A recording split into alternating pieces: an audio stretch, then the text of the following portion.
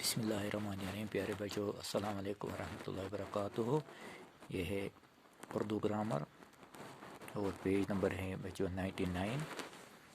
اور یہ جو ہیں یہ ترکیب دہی میں آ جائیں گے دو یا دو سے زائد الفاظ کا مرکب، جس سے بات پورے طور پر سمجھ میں آ جائے. یعنی بات جو ہے وہ پورے جملے میں سمجھ میں آ جائے. اس کو جملہ کہلاتا ہے. یعنی اس کو جملہ کہلاتا ہے جس میں بات پورے طور پر سمجھ میں آ جائے.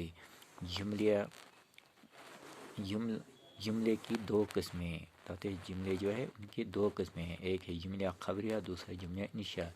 جملہ خبریہ وہ ہے جس سے کسی بات کی خبر دی جائے، اس کو جملہ خبریہ کہلاتا ہے. مثلا اسلم شریف لڑکا ہے، یعنی اس کی خبر جو ہے اسلم کی خبر دی جائے. اسلم جو ہے وہ شریف لڑکا ہے، یعنی شریف لڑکا ہے. اسلم جو ہے وہ خبریہ، یعنی اس کو جملہ خبریہ کہتا ہے. اسلم کی وہ جملہ سے کوئی حکم یا استفہام، تعجب یا انبساط وغیرہ ظاہر ہو، جملہ انشائی کہلاتے. انشائی کہلاتا ہے جسے کوئی حکم یا استفہام یا سوال تعجب سے یا انبساط سے وغیرہ ظاہر ہو، کوئی جملہ بنے ہیں، جملہ انشاء اس کو کہلاتا ہے. جیسے کاش میں محنت کرے، ایک جملہ ہے جسے کاش میں محنت کرتا، یہ بھی جملہ انشاء میں ہے. اسلم کہاں ہے، اسلم کہاں، یہ حکم میں ہے، یعنی یہ بھی جملہ انشاء میں وغیرہ وغیرہ. جملہ خبری کی دو قسمیں، جملہ خبری کی جو ہے وہ ہے دو قسمیں. ایک ہے جملہ اسمیہ، دوسرا ہے جملہ فعلیہ. یعنی جملہ فعلیہ وہ جملہ جو دو اسم سے مل کر بنے، جملہ اسمیہ کہلاتا ہے. جملہ اسمیہ کہلاتا ہے، یعنی دو اسم سے مل کر بنے جملہ اسمیہ کہلاتا ہے. جیسے احمد نادان ہے، اس میں جو ہے احمد جو ہے اس جملے میں وہ مبتدا ہے، نادان جو ہے وہ خبر ہے، وہ خبر ہے. یعنی احمد نادان ہے، اس جملے میں احمد مبتدا اور نادان خبر ہے. مبتدا سے مطلب دیکھیں بھائی، یہ جو ہے بچوں احمد جو ہے مبتدا جو ہے، یہ مطلب اس کا وہ شخص، یعنی اس شخص کا نام ہے احمد یا چیز، یا احمد وہ شخص یا چیز کا ذکر ہو، اس کو مبتدا کہتے ہیں.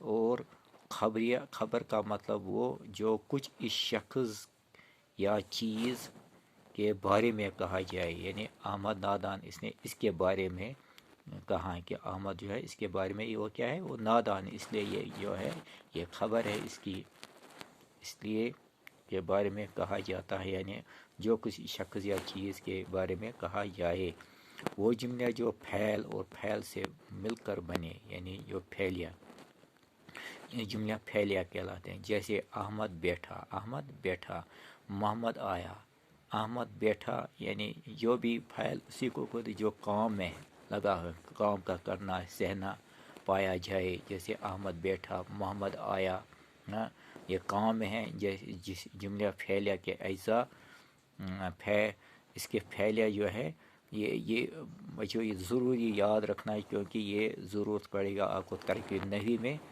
اور جملہ اسمیہ اور جملہ پھیلیہ ضروری ہے، جو آپ کو ضرور ایگزام میں آ جاتا ہے. یہ ترکیب نحوی میں یہ جو ہے وہ جملہ جو فاعل اور فاعل سے مل کر بنے جملہ پھیلیہ کہلاتا ہے. جیسے احمد بیٹھا، محمد آیا، جملہ پھیلیہ کے اجزاء یہ تو ضرور ہے. ایک ہے فاعل، دوسرا ہے فاعل، تیسرا ہے علامت فاعل، چوتھا ہے مفعول، پانچواں علامت مفعول، چھٹا اور متعلق فعل وغیرہ ہے.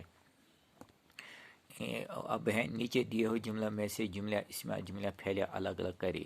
دیکھیں بھائی، میں نے بتایا کہ جملہ اسمیہ وہ اسم ہوتا ہے جو شخص کے بارے میں، چیز کے بارے میں، جگہوں کے بارے میں دی جائے، اس کو جملہ اسمیہ کہہ دی.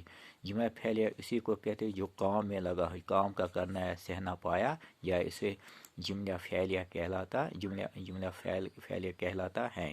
یعنی اگر یہ دیکھیں مقصود دوڑتا ہے، یہ مقصود دوڑتا ہے، یہ دوڑتا ہے مقصود، ہاں دوڑ لگاتا ہے، دوڑتا ہے، اس لیے دوڑتا ہے کام ہے، اس لیے یہ جملہ پھیلیہ اس کو کہلاتا ہے. حمید نادان ہے، حمید نادان ہے. میں نے آپ کو پہلے بتایا یہ حمید جو ہے مبتدا ہے، نادان خبر ہے. اور یہ جو حمید نادان ہے، یہ حمید نادان ہے، یہ جملہ اسمیہ ہے کیونکہ کام میں نہیں ہے۔ محبوب نے گانا گایا ہے، یہ کام میں ہے اس لیے جملہ فعلیہ میں ہے۔ اسی طرح خورشید چالاک ہے، خورشید چالاک کام میں نہیں اس لیے جملہ اسمیہ میں ہے۔ اشرف کھیلتا ہے، اشرف کھیل میں ہے اس لیے فعلیہ ہے۔ رمیش نے پانی پیا، رمیش نے پانی، یہ بھی کام ہے جس لیے جملہ فعلیہ کہلاتا ہے۔